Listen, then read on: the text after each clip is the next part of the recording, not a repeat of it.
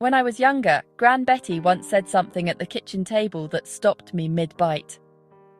She looked over her glasses and said very calmly, "Darling, do you know there's a tiny habit quietly stealing more than £1,000 a year from most people? And they never even notice it happening?" I laughed. I genuinely thought she was exaggerating, but Gran Betty didn't laugh back. Instead, she slowly slid the biscuit tin across the table and pointed around the kitchen. Cupboards full, closets full, drawers packed with things nobody had touched in years. Then she said something I didn't understand at the time. "Most people don't have a spending problem," she told me. "They have a noticing problem." And that afternoon, over a pot of Earl Grey and a plate of biscuits, Gran Betty showed me a simple 7-day habit that reveals exactly where your money is quietly leaking and how to stop it before it costs you thousands of pounds every year. I used to sit at Gran Betty's kitchen table most Sunday afternoons. The kettle would whistle, the Earl Grey would be poured into her old china cups, and that same biscuit tin would appear like a quiet ritual.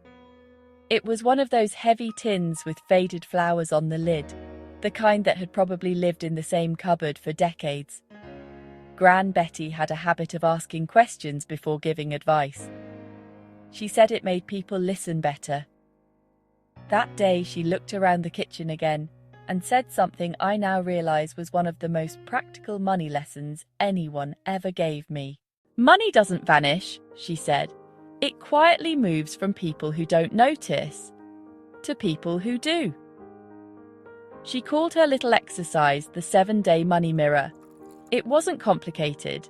It didn't involve spreadsheets or financial jargon, but it had a way of revealing the truth about how we treat money. Gran Betty always began the challenge the same way. "Before you change your money," she would say, stirring her tea slowly, "you must first face your money. For the next 7 days, you keep every receipt. Every single one. The morning coffee. The quick snack you bought because you skipped lunch. The late-night online purchase you barely remember making. Everything." Gran Betty loved notebooks.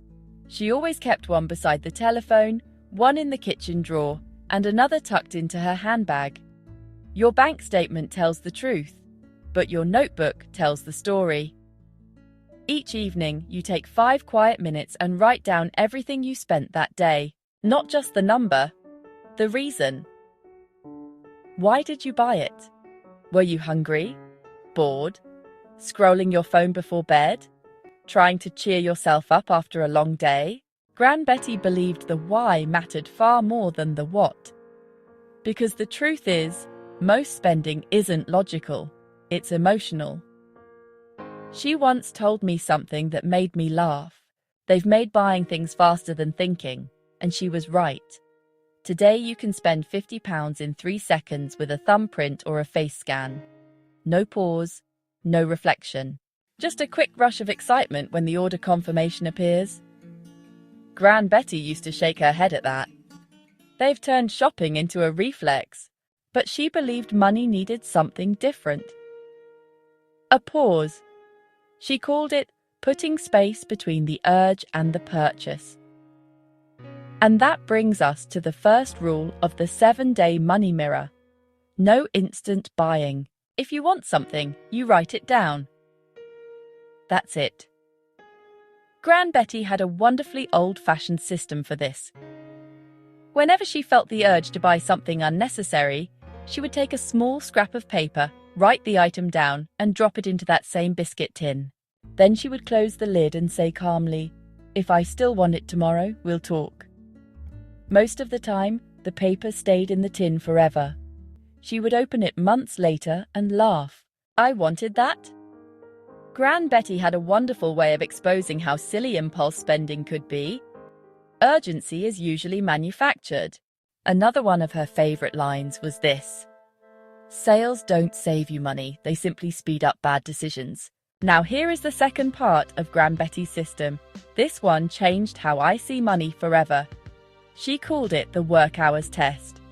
Whenever Gran Betty saw something expensive, she didn't focus on the price tag. She focused on the hours. How many hours of your life does that cost? If something cost £100, she didn't see £100. She saw a full day of work. If something cost £500, she saw nearly a week of effort. Then she would ask a question that stopped impulse spending instantly.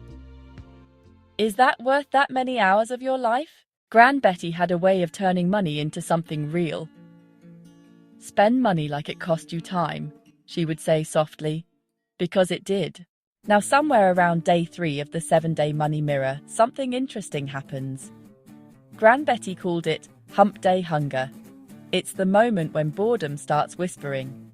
You open your phone, you scroll for a minute, an advertisement appears. Suddenly something looks very appealing. A £20 gadget, a £15 takeaway, a £30 limited time deal. Gran Betty would peer over her glasses and ask a question that always made people pause. Darling, are you buying a thing or are you buying a feeling? Because most impulse purchases are not about the item at all. They're about escaping a moment, boredom, stress, loneliness, fatigue. Gran Betty understood this better than most financial experts. She once said something that made the entire table go quiet. If it only makes you happy for 10 minutes, darling, you're renting joy at a terrible price. Her solution was surprisingly gentle. Whenever you feel the urge to buy something unnecessary, ask yourself one simple question. Will this still make me happy next Tuesday? If the answer is no, close the tab. Most impulse purchases lose their magic when you give them 24 hours. Gran Betty's biscuit tin proved that again and again. Now here's where the real surprise usually appears.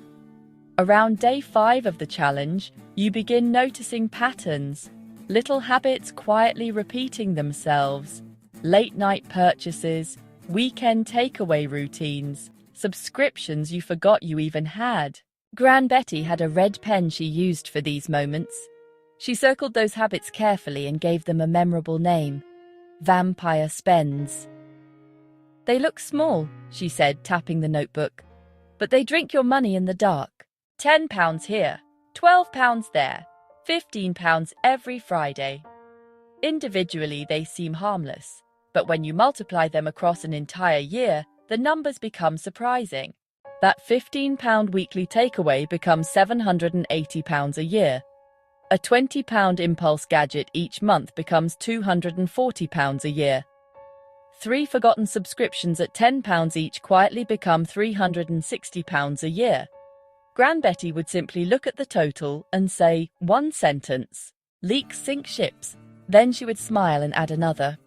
But tiny repairs build fortunes. Now, the beautiful part of Gran Betty's philosophy was that she never believed in miserable saving. Life still needed sweetness. She would slide another biscuit across the table and explain her final rule. You don't cut everything, she would say. You only cut the bottom 20% of spending that brings the least happiness, the things you barely remember buying, the items cluttering drawers, the habits that didn't actually improve your life. Most people who try this system discover something surprising. They free up hundreds of pounds a month, sometimes thousands across a year. Now imagine something for a moment. Picture opening your bank account a year from now and seeing an extra £3,000 sitting there. Not because you worked longer hours, not because you chased a promotion, but simply because you finally noticed the quiet leaks Gran Betty warned us about. Gran Betty had a rule for what should happen next. Recovered money must be promoted, she would say. Not spent again, promoted. That means moving it somewhere meaningful. Savings, investments, experiences with family. Things that actually build your life. Gran Betty's favourite line about money was simple. True luxury isn't owning expensive things. True luxury is choosing exactly where your money goes. Not the algorithm, not the advertisement. You. Because when you take control of that choice, something powerful happens. your money stops leaking, and it starts building.